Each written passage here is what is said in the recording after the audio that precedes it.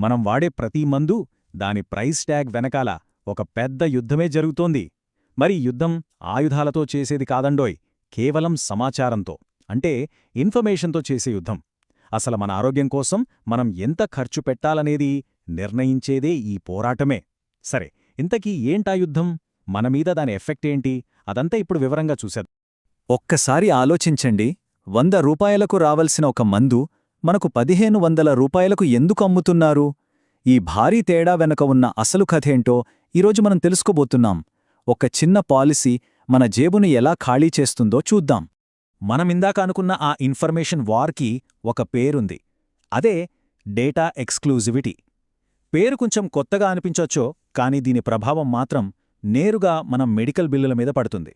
అయితే ఈ డేటా ఎక్స్క్లూజివిటీని పూర్తిగా అర్థం చేసుకోవాలంటే ఫస్ట్ మనం ఒక కొత్త మందు అసలు ఎలా తయారవుతుందో దాని కథేంటో తెలుసుకోవాలి.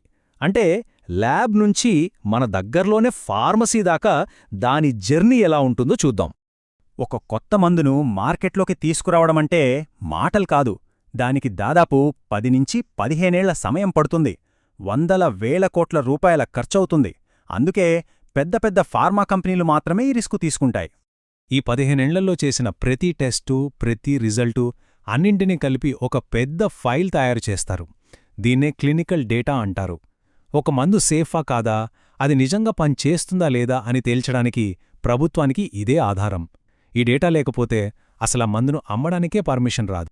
సరే, ఇంత కష్టపడి ఇన్ని కోట్లు ఖర్చు పెట్టినందుకు ఆ కంపెనీకి ప్రభుత్వం ఒక బహుమతి ఇస్తుంది. అదే 20 ఏళ్ల పేటెంట్. అంటే ఆ 20 సంవత్సరాల పాటు ఆ మందును వాళ్లు తప్ప ఇంకెవరూ తయారుచేసి అమ్మకూడదు.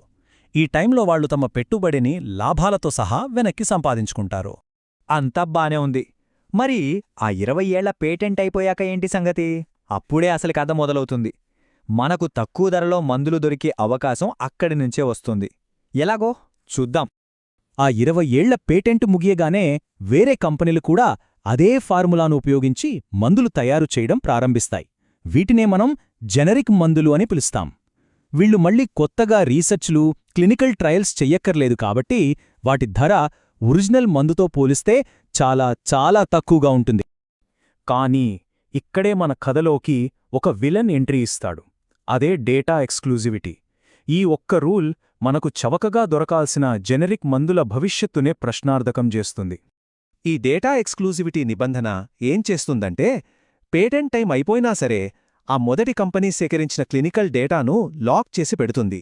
అంటే ఆ మందు సేఫ్ అని నిరూపించే ఆ కీలకమైన సమాచారాన్ని జెనరిక్ కంపెనీలు వాడుకోవడానికి వీల్లేకుండా చేస్తుంది. దీనివల్ల ఏమవుతుందంటే, జెనరిక్ కంపెనీలు కూడా మళ్లీ మొదటినుంచి ఏళ్ల తరబడి కోట్లు ఖర్చుపెట్టి వేల మంది మీద క్లినికల్ ట్రయల్స్ చేసి కొత్తగా డేటాను సంపాదించుకోవాలి. ఇది దాదాపు అసాధ్యం. అంటే ఆల్రెడీ చేసిన పనినే మళ్లీ చేయమన్నట్టు. ఫలితంగా ఆ ఒరిజినల్ కంపెనీకే మార్కెట్లో ఎలాంటి పోటీ లేకుండా పోతుంది. వాళ్ల 20 ఏళ్ల పేటెంట్ అయిపోయినా అదనంగా మరో 5 నుంచి 10 ఏళ్లపాటు వాళ్లదే మోనోపొలి. మందుల ధరలు అస్సలు తగ్గవు. ఇది కేవలం మన దేశంలోనే జరుగుతున్న చర్చ కాదు. దీని ప్రభావం ప్రపంచవ్యాప్తంగా ఉంటుంది. ముఖ్యంగా దీనివల్ల కాజాంగ్ ఎక్కువగా నష్టపోయేది మన భారతదేశమే. ఎందుకంటే మన దేశానికి ఫార్మసీ ఆఫ్ ద వరల్డ్ అని పేరు. అంటే ప్రపంచ ఫార్మసీ. ఆఫ్రికా లాంటి ఎన్నో పేద దేశాలకు ప్రాణాలు కాపాడే మందులను మనం చాలా తక్కువ ధరలకు అందిస్తాం. ఇప్పుడు అసలు సమస్య ఏంటంటే, యూరోపియన్ యూనియన్ ఒక ఫ్రీ ట్రేడ్ అగ్రిమెంట్లో భాగంగా ఈ డేటా ఎక్స్క్లూజివిటీని ఇండియాలో కూడా అమలు చేయాలని గట్టిగా ఒత్తిడి తెస్తోంది.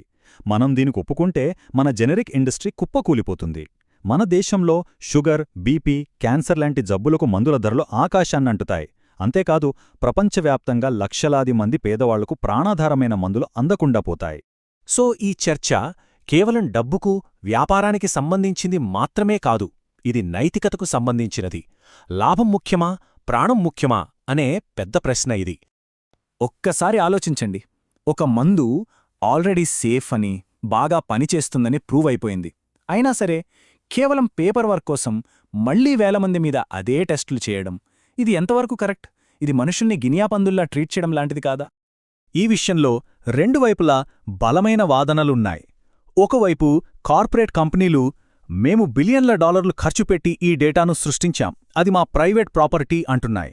మరోవైపు మానవతావాదులు మందులంటే కేవలం బిజినెస్ కాదు, అవి ప్రాణాలను కాపాడతాయి, 20 ఏళ్ల పేటెంట్ ప్రొటెక్షన్ వాళ్ల పెట్టుబడికి సరిపోతుంది అని వాదిస్తున్నారు.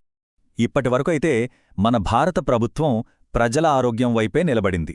మన చట్టాలు ఈ డేటా ఎక్స్క్లూజివిటీని అంగీకరించవు. అంతేకాదు, చిన్న చిన్న మార్పులు చేసి పేటెంట్లను ఏళ్ల తరబడి పొడిగించుకునే ఎవర్ గ్రీనింగ్ ట్రిక్కులను కూడా మన దేశం ఎప్పట్నుంచో వ్యతిరేకిస్తోంది. చివరిగా అసలు ప్రశ్న ఇదే: ఈ పోరాటంలో అంతిమంగా గెలిచేది ఏది? కంపెనీల లాభమా లేక ప్రజల ప్రాణమా? మానవ ప్రాణం కన్నా డబ్బుకే ఎక్కువ విలువ ఇచ్చే రోజు వస్తుందా? దీని గురించి ఆలోచించాల్సిన బాధ్యత మనందరిపైనా ఉంది.